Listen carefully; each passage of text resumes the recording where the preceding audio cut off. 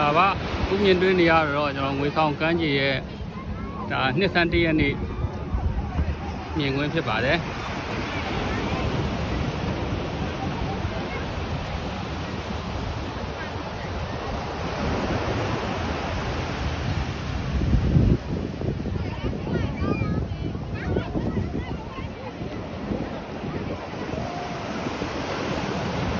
ဒါဆိုရင်ဒါနှစ်ဆန်းတရက်နေ့မှာဒါတချို့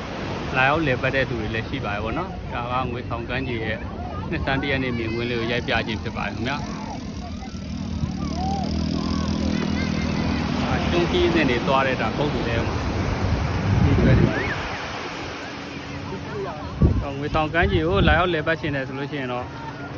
တိကျင်တာရှိလို့ရှိရင်ကျွန်တော်မေးမြန်းလို့ရတယ်နော်ဒီမှာမြင်းတွေလည်းစီးလို့ရပါတယ်ဒီမှာမြင်းစီးရင်ဒီမှာမြင်းစီးလို့ရပါတယ်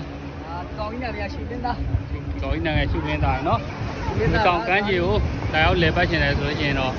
ကျွန်တော်ဆက်သွယ်လို့ရတယ်နော်ဒီလေးတွေစီးအုံးလေးတွေရိုက်ကျိုးလေးတွေတွားဒါတော့နှစ်ဆန်းတရက်နေ့ရဲ့ကျွန်တော်မြင်ကွင်းပေါ့နော်